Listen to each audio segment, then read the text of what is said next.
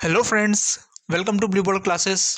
दोस्तों, एक बार फिर से आप सभी का बहुत बहुत स्वागत है ब्लू बॉल क्लासेस के इस ऑनलाइन यूट्यूब प्लेटफॉर्म पर, जहां मैं अंकित शर्मा एक बार फिर से हाजिर हूं प्रमुख सरकारी योजनाओं की सीरीज़ का एक और नया अंक लेकर। दोस्तों, इस सीरीज़ में हम उन सभी सरकारी योजनाओं के बारे में चर्चा करते हैं, उनके बारे में जानते हैं जो न्यूज़ में रही है और जिनसे आगामी परीक्षाओं में प्रश्न आने की संभावनाएं बनी हुई है ना। फिर चाहे वो केंद्र सरकार की योजनाएं हो या राज्य सरकार की योजनाएं। और इसी कड़ी में दोस्तों, आज हम बात करने वाले हैं पीएम किसान योजना के बारे में। दोस्तों, जैसा कि हम सभी जानते हैं, भारत एक कृषि प्रधान देश है और हमारी अर्थव्यवस्था में कृषि का एक बहुत ही महत्वपूर्ण योगदान है। यदि हम देखें प्रत्यक्ष और अप्रत्यक्ष तरीके से, जो सबसे ज़्यादा लोग हैं वो कहीं ना कहीं कृषि से ही जुड़े हुए हैं।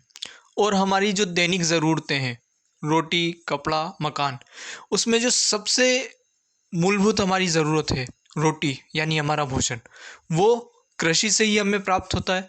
और यही कारण है कि किसानों को अन्नदाता के रूप में जाना जाता है। ऐसे में अन्नदाताओं की स्थिति में सुधार लाने के लिए तथा उन्हें आर्थिक रूप से संबल प्रदान करने के लिए सरकार की ओर से पीएम किसान योजना चलाई गई है। तो दोस्तों, आज के इस लेक्चर में हम जानेंगे कि पीएम किसान योजना क्या है, इसे कब लॉन्च किया गया, इसका फ़ायदा कौन कौन उठा सकते हैं, इसके क्या उद्देश्य है, क्या लाभ है, और वो सारे महत्वपूर्ण पहलू जो हमारे एग्ज़ाम के पॉइंट ऑफ व्यू से तो ज़रूरी है ही सही, साथ में एक भारतीय नागरिक होने के नाते भी हमें जो पता होना चाहिए, उन सभी पॉइंट्स पर आज हम इस लेक्चर में डिस्कस करने वाले हैं। तो दोस्तों, वीडियो को, लेक्चर को बिल्कुल भी स्किप मत कीजिएगा और अंत तक इसे पूरे ध्यान से देखिएगा। तो चलिए दोस्तों, बिना वक्त गवाए हम आज की अपनी इस क्लास को शुरू करते हैं। तो आइए दोस्तों, हमेशा की तरह सबसे पहले हम जानते हैं कि आखिर पीएम किसान योजना क्या है। यह एक केंद्रीय क्षेत्र की योजना है ना। जो फर्स्ट लेक्चर हमने लिया था योजनाओं को स्टार्ट करने से पहले, उसमें मैंने आपको बताया था योजनाएं जो होती है वो 3 प्रकार की होती है: केंद्रीय क्षेत्र, राज्य और दोनों के सहयोग से चलने वाली। तो केंद्रीय क्षेत्र की योजनाएं वो होती है जिस पर पूर्ण रूप से या अधिकाधिक जो अनुदान है वो केंद्र सरकार के द्वारा प्रदान किया जाता है। तो यह एक केंद्रीय क्षेत्र की योजना है जिसमें जो राशि है, जो अनुदान है, वो पूर्ण रूप से केंद्र सरकार के द्वारा दिया जाने वाला है। इसमें 100% जो वित्त पोषण होगा वो केंद्र सरकार की ओर से किया जाएगा। इसका पूरा नाम प्रधानमंत्री किसान सम्मान निधि योजना है ना। शॉर्ट में हम इसे पीएम किसान योजना के नाम से तो जानते हैं, लेकिन इसका जो ऑफिशियल नेम है, जो आधिकारिक नाम है, वो है प्रधानमंत्री किसान सम्मान निधि योजना। इसकी घोषणा 1 दिसंबर 2018 को की गई थी और इसकी शुरुआत 24 फरवरी 2019 से की गई। ये शुरुआत प्रधानमंत्री नरेंद्र मोदी के द्वारा गोरखपुर से की गई थी। गोरखपुर जो कि उत्तर प्रदेश में स्थित है, वहाँ से 24 फरवरी 2019 को पहली किश्त जो है वो किसानों को प्रदान की गई थी। तो अगर हम बात करें घोषणा की, तो इसकी घोषणा दिसंबर 2018 में की गई थी। जो 2019 का अंतरिम बजट आया, वहाँ इसे ऑफिशियल रूप से पास किया गया और पहली जो किश्त जारी की गई वो 24 फरवरी 2019 को लाभार्थियों को पहली किश्त जारी की गई थी गोरखपुर से। इसके बाद अब यदि हम बात करें दोस्तों कि ये योजना किस मंत्रालय के अंतर्गत है या किस मंत्रालय के द्वारा इस योजना का क्रियान्वयन किया जा रहा है, तो कृषि और किसान कल्याण मंत्रालय के द्वारा इस योजना का क्रियान्वयन किया जा रहा है। और जो कृषि विभाग है वो इसको क्रियान्वित करता है। तो हमको याद रखना है, कृषि और किसान कल्याण मंत्रालय के द्वारा इस योजना का क्या किया जा रहा है, क्रियान्वयन किया जा रहा है। इस योजना के द्वारा किसानों को आर्थिक सहायता प्रदान की जाएगी, यानी उन्हें एक निश्चित रकम जो है वो इस योजना के द्वारा उपलब्ध करवाई जाएगी। तो ये सारे पॉइंट्स दोस्तों आपको याद रखना है, एग्जाम के पॉइंट ऑफ व्यू से बहुत ज़्यादा इंपॉर्टेंट पॉइंट्स है। तो दोस्तों, ये था पीएम किसान योजना का एक सामान्य परिचय। अब हम बात करेंगे पीएम किसान योजना के उद्देश्यों के बारे में। यदि बात करें पीएम किसान योजना के उद्देश्य के, तो दोस्तों इस योजना का उद्देश्य देश में सभी भूमिधारक पात्र किसानों के परिवारों को आर्थिक सहायता प्रदान करना है। कृषि संबंधित विभिन्न खर्चों के साथ साथ घरेलू ज़रूरतों के लिए किसानों को वित्तीय आवश्यकताओं की पूर्ति करना तथा किसानों का आर्थिक सशक्तिकरण करना है। यदि हम बात करें दोस्तों पीएम किसान योजना की, तो इस योजना में वे सभी किसान शामिल हो सकते हैं जिनके पास अपनी भूमि है, चाहे छोटी हो या बड़ी, जोत का आकार कुछ भी हो। यदि आपके पास अपनी स्वयं की भूमि है तो आप इस योजना का लाभ उठा सकते हैं। यहाँ पर हम सभी जानते हैं कि खेत को तैयार करने से लेकर बीज रोपण करना, उसके बाद निंदाई, गुड़ाई और फसल पकने तक, उसकी कटाई तक विभिन्न प्रकार के जो खर्चे होते हैं, चाहे वो उर्वरकों के हो, चाहे पेस्टिसाइड्स हो, कीटनाशक हो, कई तरह के खर्चों का सामना किसानों को अपनी कृषि के दौरान करना पड़ता है। और कई बार स्थिति ये हो जाती है कि किसानों के पास अपनी कृषि में लगाने के लिए पर्याप्त मात्रा में पैसे नहीं होते, और कई बार ये देखा जाता है कि जब किसान अपने सारे पैसे कृषि में लगा देता है, खेती में लगा देता है, तो उसका जो परिवार है वो कई तरह के आर्थिक संकटों का सामना करता है। तो ऐसी कंडीशन से किसानों को निकालने के लिए, किसानों को ऐसे समय में एक आर्थिक सहारा प्रदान करने के लिए गवर्नमेंट की ओर से पीएम किसान योजना को लाया गया, जहां पर हर साल गवर्नमेंट के द्वारा किसानों को एक निश्चित राशि प्रदान की जाएगी, जिससे किसान चाहे तो अपने कृषि से संबंधित जुड़े खर्चों को वो पूरा कर सकते हैं, और यदि वे चाहे तो उससे अपने घरेलू कार्यों के लिए भी प्रयोग कर सकते हैं। यानी यदि इस योजना की हम बात करें तो इस योजना का मुख्य उद्देश्य किसानों को आर्थिक रूप से सशक्त करना है, उन्हें एक निश्चित धनराशि प्रदान करके उनकी स्थिति को बेहतर बनाना है। पीएम किसान योजना के उद्देश्यों को जानने के बाद आइए दोस्तों अब हम जानते हैं पीएम किसान योजना की विशेषताओं या इससे होने वाले लाभ के बारे में। इस योजना के तहत पात्र किसान परिवारों को प्रतिवर्ष 6,000 रुपये की वित्तीय सहायता प्राप्त होती है, जो 2,000 रुपये की 3 समान किश्तों में देय होती है। इस योजना में भारत के सभी किसानों को शामिल किया गया है, चाहे उनकी भूमि का आकार कुछ भी हो, और वित्तीय सहायता सीधे प्रत्यक्ष लाभ हस्तांतरण यानी DBT direct benefit transfer mode के माध्यम से लाभार्थियों के बैंक खातों में हस्तांतरित की जाती है।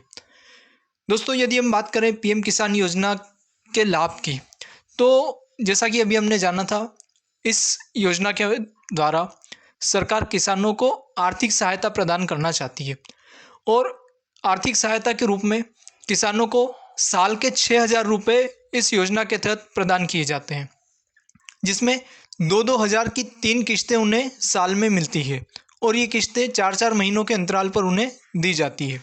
और राशि का भुगतान डायरेक्ट बेनिफिट ट्रांसफ़र सिस्टम के द्वारा सीधे लाभार्थी के बैंक अकाउंट में किया जाता है, यानी पैसा गवर्नमेंट से सीधा आपके बैंक अकाउंट में आकर जमा हो जाएगा। इसके अलावा इसकी अन्य विशेषताओं की अगर हम बात करें तो जैसा हम जानते हैं पीएम किसान भारत सरकार की केंद्रीय क्षेत्रक योजना है, जिसमें 100% फंडिंग जो है वो केंद्र सरकार के द्वारा की जाती है। इसमें राज्यों का किसी भी प्रकार का कोई सहयोग नहीं होता है। परिवार की जो परिभाषा है ना, जो व्यक्ति इस योजना का लाभ लेना चाहता है तो उसके लिए गवर्नमेंट में परिवार की परिभाषा निर्धारित की गई है कि उस लाभार्थी के परिवार किसे माना जाएगा। तो परिवार में पति, पत्नी और नाबालिग बच्चों को इन्होंने स्थान दिया है, यानी एक परिवार के रूप में पति, पत्नी और उनके नाबालिग बच्चों को शामिल किया जाता है। इसके बाद यदि हम बात करें, राज्य सरकार और केंद्र शासित प्रदेश प्रशासन उन किसान परिवारों की पहचान करेगा जो योजना दिशा निर्देशों के अनुसार सहायता के लिए पात्र होंगे। अब इस योजना के लिए पात्र कौन होगा, कौन कौन उसका फ़ायदा उठा सकेगा, ये विभिन्न राज्य सरकारें और केंद्र शासित प्रदेशों का जो प्रशासन है वह निर्धारित करेगा कि इस योजना के लिए पात्र कौन होगा। तो ये जिम्मेदारी केंद्र सरकार ने राज्यों और केंद्र शासित प्रदेशों के ऊपर छोड़ दी है। इसके बाद यदि हम बात करें, धनराशि सीधे लाभार्थियों के बैंक खातों में स्थानांतरित की जाएगी। जैसा अभी हमने बात किया, जो डीबीटी डायरेक्ट बेनिफिट ट्रांसफ़र है उसके द्वारा जो रकम है वो सीधे लाभार्थी के बैंक अकाउंट में पहुंचाई जाएगी। इनके अलावा सरकार की ओर से इस योजना के लिए विभिन्न बहिष्करण श्रेणियां भी निर्धारित की गई है, अर्थात वे सभी जो इन बहिष्कृत श्रेणियों में आते हैं वे इस योजना के लिए पात्र नहीं होंगे, वे इस योजना का लाभ नहीं उठा पाएंगे। तो आइए दोस्तों अब हम एक एक करके जानते हैं कि इस योजना के लिए बहिष्कृत श्रेणियों में किन्हें रखा गया है। उच्च आर्थिक स्थिति वाले लाभार्थियों की निम्नलिखित श्रेणियां जो योजना के तहत लाभ के लिए पात्र नहीं होंगी। तो अब यहाँ पर गवर्नमेंट के द्वारा एक एक करके ये चीज़ें बताई गई है कि कौन इस योजना का लाभ लेने के लिए पात्र नहीं होंगे। तो सबसे पहले सभी संस्थागत भूमि धारक, यानी ऐसे भूमि धारक ना जिनकी कोई संस्था है, जो किसी ऑर्गेनाइजेशन से जुड़े हुए हैं या जो कोई ऑर्गेनाइजेशनल वर्क करते हैं, जिनके पास बड़ी भूमि है, वो इसके लिए पात्र नहीं होंगे। किसान परिवार जो निम्नलिखित श्रेणियों में से एक या अधिक से संबंधित है, और ऐसे किसान परिवार जो अब आगे दी गई श्रेणियों में, चाहे या तो वो किसी एक श्रेणी से संबंधित हो या एक से ज़्यादा श्रेणियों से संबंधित हो, वे भी इसके लिए पात्र नहीं होंगे। तो सबसे पहली जो श्रेणी दी गई है वो है संवैधानिक पदों के पूर्व और वर्तमान धारक, पूर्व और वर्तमान मंत्री, राज्य मंत्री और लोकसभा, राज्यसभा, राज्य विधानसभाओं, राज्य विधान परिषदों के पूर्व वर्तमान सदस्य, नगर निगमों के पूर्व और वर्तमान महापौर, जिला पंचायतों के पूर्व और वर्तमान अध्यक्ष। यानी आप या आपके परिवार में ना, जैसे यहाँ पर परिवार में हम बात करते हैं पति पत्नी और नाबालिग बच्चों में, तो या तो हस्बैंड या वाइफ, दोनों में से कोई भी, अगर आप किसी भी तरह से शासन का अंग रहे हैं, किसी भी संवैधानिक पद पर रहे हैं ना, या तो आप पहले रहे हैं या आप वर्तमान में हैं, चाहे आप मंत्री हो, राज्य मंत्री हो, लोकसभा, राज्यसभा, राज्य विधानसभा या विधान परिषद के सदस्य हो, यहाँ तक कि अगर आप नगर निगम में भी, जो स्थानीय निकाय हैं ना, नगर पंचायत, जिला पंचायत, इनके पूर्व या वर्तमान अध्यक्ष अगर आप रहे हैं, तो आप इस योजना का लाभ नहीं ले पाएंगे। इनके अलावा यदि आप केंद्र या राज्य सरकार के मंत्रालयों, कार्यालयों, विभागों और इनकी क्षेत्रीय इकाइयों, केंद्रीय या राज्य पीएससी और सरकार के अधीन संबद्ध कार्यालयों, चाहे वो स्वायत्त संस्थान के रूप में हो, अगर आप उनमें सेवारत हैं या सेवानिवृत्त अधिकारी और कर्मचारी हैं, चाहे स्थानीय निकाय में भी आप रहे हों, तब भी आप इस जो योजना है उसका लाभ नहीं उठा पाएंगे। यानी ओवरऑल अगर हम बात करें, आप किसी भी तरह की सरकारी नौकरी से जुड़े हुए हैं, यदि आपकी या आपके परिवार में ना, परिवार यानी पति पत्नी और नाबालिग बच्चे, यदि आपके परिवार में किसी की भी सरकारी जॉब है, अगर कोई गवर्नमेंट जॉब में है, तो भी आप इस योजना के लिए पात्र नहीं होंगे। ये हमको यहाँ पर याद रखना है, चाहे आप फिर किसी भी लेवल पर सरकारी नौकरी में रहे हों। इनके अलावा वे सभी व्यक्ति जिन्होंने पिछले मूल्यांकन वर्ष में आयकर का भुगतान किया हो, यानी जो आयकर दाता है, जो टैक्स पे करते हैं, वह भी इस योजना का लाभ नहीं उठा पाएंगे। डॉक्टर, इंजीनियर, वकील, चार्टेड अकाउंटेंट और आर्टिस्ट जैसे पेशेवर निकायों के साथ पंजीकृत और अभ्यास करके अपना पेशा चलाते हैं। यदि आप डॉक्टर हैं, इंजीनियर हैं, वकील हैं, चार्टेड अकाउंटेंट है या किसी प्रकार के आप आर्टिस्ट है और आपने अपना रजिस्ट्रेशन करवाया हुआ है ना, आपको लाइसेंस अगर जारी किया हुआ है, तो भी आप इस योजना का जो फ़ायदा है वो नहीं ले पाएंगे।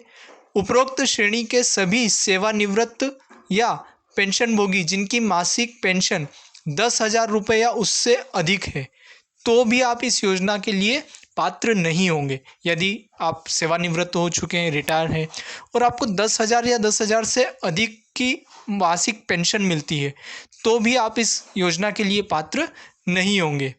मल्टीटास्किंग स्टाफ, चतुर्थ श्रेणी और समूह डी कर्मचारियों को छोड़कर, यहाँ पर जो मल्टीटास्किंग स्टाफ है ना, और चतुर्थ श्रेणी और समूह डी के जो कर्मचारी है, उनको यहाँ पर रिलैक्सेशन दिया हुआ है। अगर आप इन श्रेणियों में आते हैं तो आप इस योजना का फ़ायदा ज़रूर ले सकते हैं। तो दोस्तों, ये थी पीएम किसान योजना के लिए बहिष्करण की श्रेणियाँ, यानी वो श्रेणियाँ जिससे हमें पता चलता है कि कौन इस योजना का लाभ नहीं ले सकता है, और जो इन श्रेणियों में नहीं आता है और जो किसान है, जो भारतीय नागरिक है, जिसके पास अपनी ज़मीन है, वो इस योजना का फ़ायदा उठा सकते हैं। अब यदि हम बात करें दोस्तों कि पीएम किसान योजना में आवेदन कहाँ और कैसे किया जाएगा और इसके लिए किन किन दस्तावेज़ों की हमें आवश्यकता होगी, तो दोस्तों जो आवेदन है वो ऑनलाइन किए जाएंगे और इसके लिए गवर्नमेंट ने अपनी वेबसाइट बना रखी है pmkisan.gov.in। इस वेबसाइट पर जाकर आप अपना रजिस्ट्रेशन कर सकते हैं। न्यू फॉर्म फिलअप करने का आपको वहाँ पर ऑप्शन मिलेगा, तो वहाँ से आप अपना जो ऑनलाइन फॉर्म है वो भर सकते हैं और इस योजना के लिए आवेदन कर सकते हैं। अब यदि हम बात करें कि हमें किन किन दस्तावेज़ों की इस योजना में आवश्यकता लगने वाली है, तो यहाँ सबसे प्रमुख जो है वो है आपका आधार कार्ड, है ना। यदि वर्तमान समय में हम देखें तो ऐसी कोई योजना नहीं है या ऐसा कोई भी प्रमुख दस्तावेज नहीं है जिसके साथ आधार कार्ड लिंक ना हो। तो सबसे पहले तो आपके आधार नंबर चाहिए, आपका आधार कार्ड होना चाहिए, आपका पहचान पत्र, चाहे वो वोटर आईडी कार्ड हो, ड्राइविंग लाइसेंस हो ना, तो आपके पहचान पत्र होना चाहिए, फ़ोटो युक्त पहचान पत्र जिसे हम कहते हैं। फिर उसके अलावा ज़मीन के आपके कागजात, जिसे खसरा या खतौनी के नाम से भी जाना जाता है लोकल लेवल पर। फिर खेत का विवरण कि आपके पास कितनी ज़मीन है, उसके जो रजिस्ट्री है वो आपकी होना चाहिए। बैंक खाता और उसकी पासबुक, क्योंकि जो आपको बेनिफिट रकम मिलने वाली है वो सीधा आपके बैंक अकाउंट में आएगी, तो आपके पास अपने बैंक खाते की पासबुक होना चाहिए। और जो आपका बैंक अकाउंट है वो आपके मोबाइल और आधार से लिंक होना चाहिए। ये चीज़ ज़रूर याद रखिएगा। आपको अगर किसी भी सरकारी योजना का लाभ है लेना है तो आपकी KYC जो है वो कंप्लीट होना चाहिए, यानी आपका बैंक अकाउंट जो है वो मोबाइल और आधार से लिंक होना चाहिए। इसके अलावा आपकी पासपोर्ट साइज़ फ़ोटो यहाँ पर लगने वाली है।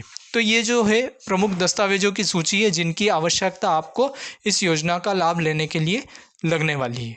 तो अब यदि दोस्तों अंत में है इस योजना का एक सारांश देखें तो यह योजना जो है किसानों के लिए शुरू की गई है, खासकर छोटे और सीमांत किसान ना, जिनके पास अपनी स्वयं की भूमि है।